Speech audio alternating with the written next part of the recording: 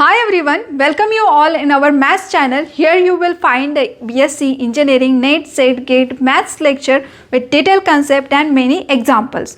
अब हम स्टार्ट कर रहे हैं next topic that is a Indian astronomy. ये पूरा थेरोटिकल पेपर है, तो इसको आप जब प्रिपेयर करोगे एग्ज़ाम के लिए तो आपको थेरी एग्ज़ाम में लिखना है और 8 मार्क्स के क्वेश्चन है, तो ऑब्वियसली थोड़ा सा थेरी लेंदी होगा, तो इसको पॉइंट वाइज आप एग्ज़ाम में नोट करोगे.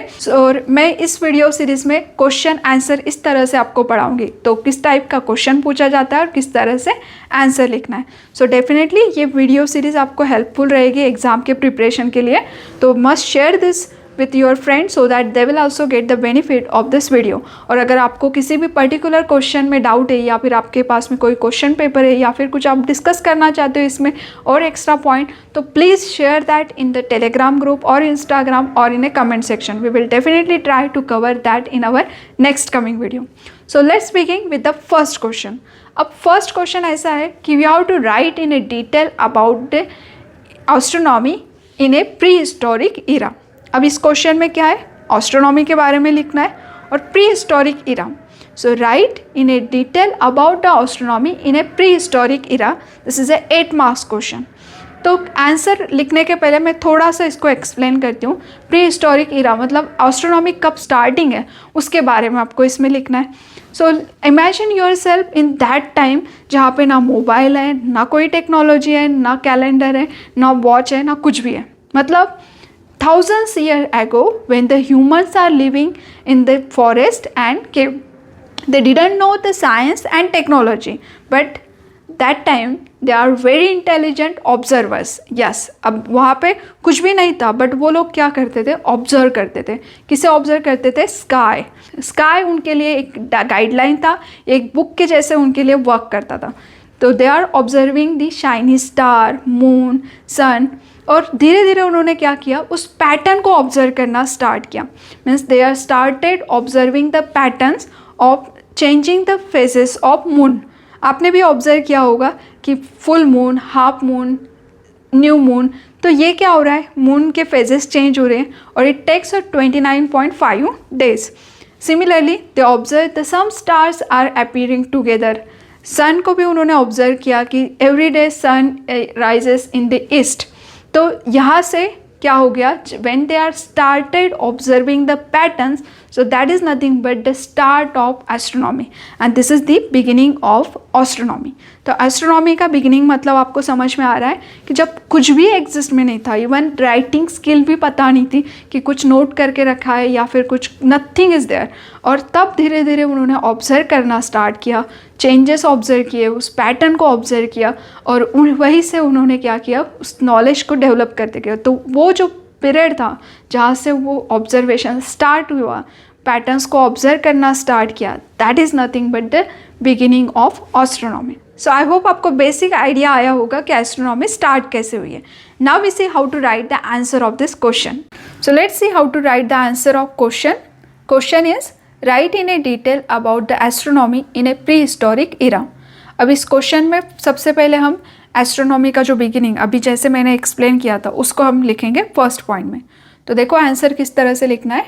Astronomy in the prehistoric era refer to the study and observation of the celestic object by early human before the development of writing system, books and scientific instruments. In this period, the people did not have the telescope or advanced technology, but they were very good observers of nature.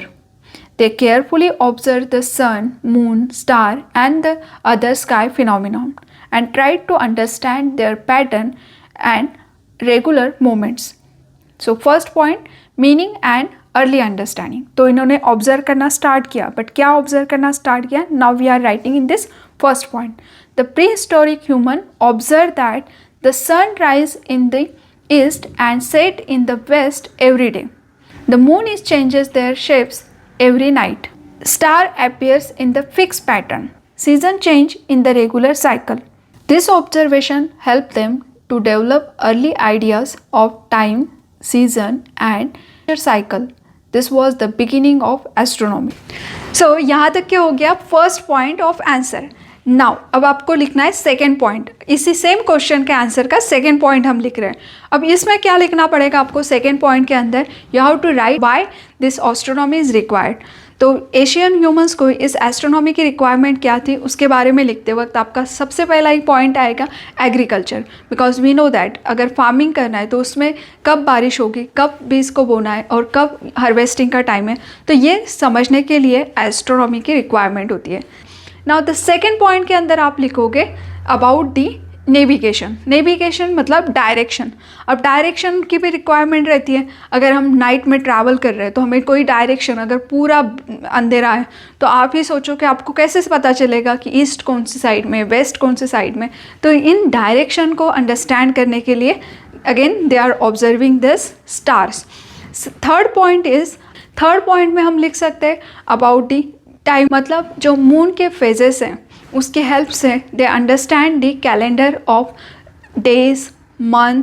Next is A religion activities, धार्मिक कार्य जैसे सूर्य, चंद्र, star, ये इनको helpful रहते थे, that's Y वो उसको God मानते थे, उसकी पूजा करते थे। और जो ग्रहण है तो ग्रहण को एक प्रकार से एक बुरा संकेत माना जाता था, उनको ऐसे लगता था कि भगवान का ये कोई संकेत है, इस तरह से वहाँ पे कंसिडरेशन होता था।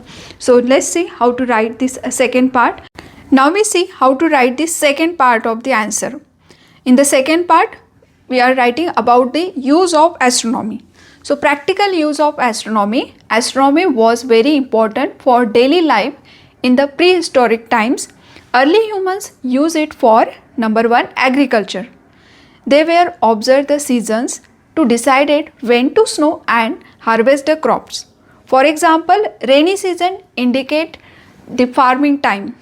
Now the second is a navigation. Navigation मतलब डायरेक्शन के लिए वहाँ पे यूज़ होता था। So star were use to find the direction during the night travel. Travellers and sailors depend on the constellations. And third is a time measurement. तो moon के जो फेजेस है, full moon, half moon and new moon, तो ये complete circle के लिए 29.5 days लगते हैं, दैट मीन्स 1 मंथ। तो यहाँ से उन्होंने क्या किया, नेचुरल कैलेंडर क्रिएट किया जो कि हेल्पफुल था उनको फार्मिंग के लिए, एंड जो शिकार करते थे उसके लिए भी उसका यूज़ करते थे। So moon phases help in counting the days and months, and sun movements help in the dividing the seasons. Now the next is a religions activity. धार्मिक क्षेत्र में भी इसका यूज़ किया जाता था। Sun, moon and star were worshipped as a divine powers. Eclipses were considered the special or divine signs. Now we move on to the next point. Indian connection with the Vedic reference.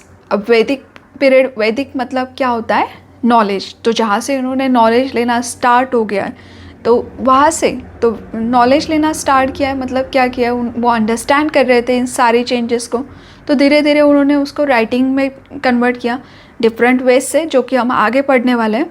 But ये जो knowledge start हुआ उसी को कहते हैं Vedic period. So Indian connection with the Vedic reference. In India the earliest literature in the Vedas which are 4 Vedas, Rigveda, Samaveda, Yajurveda and Atharvaveda. तो देखो ये उस टाइम पे लिखे गए हुए वेदास थे जहाँ पे ये नॉलेज गेन करना स्टार्ट किए थे, तो धीरे धीरे इन्होंने इन सारे वेदास को लिखा हुआ था। और यही हम शो करते हैं कि उस टाइम पे ये लोग एस्ट्रोनॉमी का नॉलेज रखते थे, मतलब वो समझ रहे थे उस एस्ट्रोनॉमी को। That proof is nothing but this Vedas. So Rigveda, Samaveda, Yajurveda and Atharvaveda, there are 4 Vedas, और उसमें भी Rigveda is a oldest one. और इसके अंदर जो लिखा हुआ है that is that giving the reference of sun, moon, stars and time cycles. So इसमें बुक्स के अंदर ये अगर रेफरेंस लिखे हुए हैं तो इसका मतलब है उनको इस एस्ट्रोनॉमी के बारे में नॉलेज था, तो यही ये इंडिकेट करता है।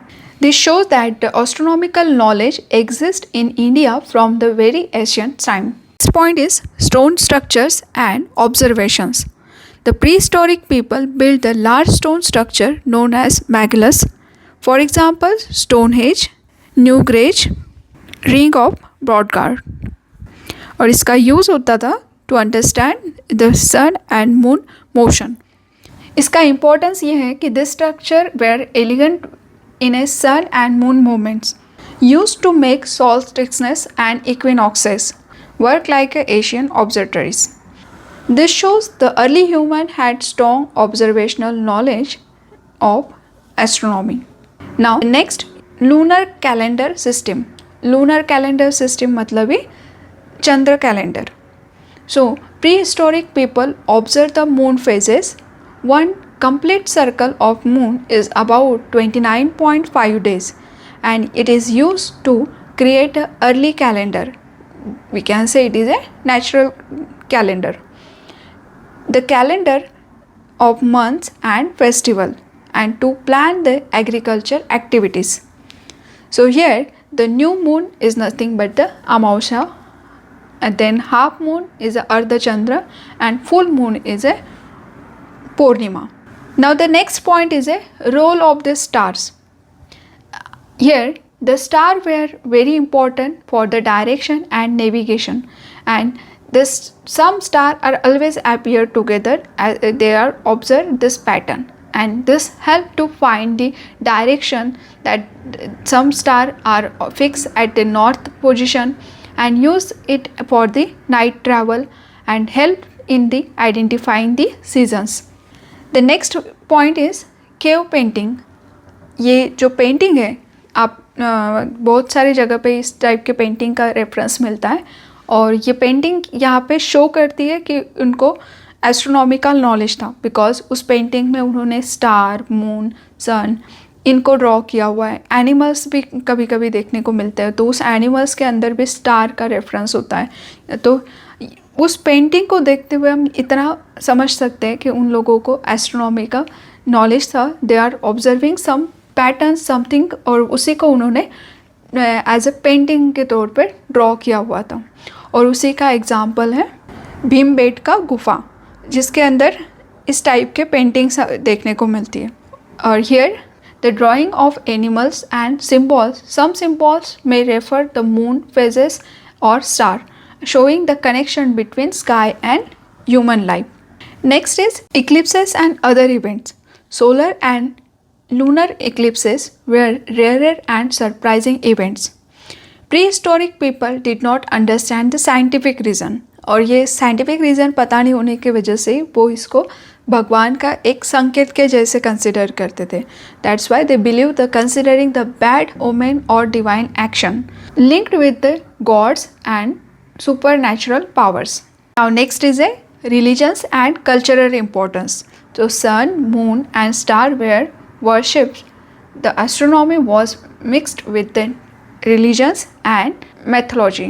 Seasonal changes were linked with the life cycle, birth, growth, death and rebirth. अब ये हो गया इस क्वेश्चन का कंप्लीट आंसर। ये हो गया आपका 8 मार्क्स के क्वेश्चन का आंसर। अब इसमें आप बुक्स को रेफ़र करके और थ्योरी को ऐड कर सकते हो। इतना 8 मार्क्स के लिए वैसे सफिशिएंट है, बट अगर आप बुक रेफ़र करते हो तो उसको पढ़ोगे तो और भी आपको कुछ पॉइंट्स मतलब इसी पॉइंट के अंदर और भी आप ऐड ऑन कर सकते हैं, और इसी से आपका 2 मार्क्स के क्वेश्चंस भी पूछे जाते हैं। तो समटाइम्स ये जो 8 मार्क्स का क्वेश्चन है उसी को सब क्वेश्चंस में सिर्फ लूनर कैलेंडर के बारे में, जो चंद्र कैलेंडर हमने कहा था उसके बारे में आपको लिखने के लिए बोल सकते हैं। समटाइम्स पर्टिकुलर एक रिलीजन एक्टिविटी, तो उसमें क्या था तो उसका कनेक्शन कि सन मून इनको ये गॉड मानते थे, या फिर एक्लिप्सिस है तो उसके बारे में आपको 2 मार्क्स का उस वहाँ से भी एक क्वेश्चन आता है। तो इसको रेफ़र करो। आपका जो भी फीडबैक है, जो भी डाउट्स या फिर क्वेश्चन है, please write down in a comment section so that we in the next coming video हम उसको ऐड कर सकते हैं। So thank you for watching.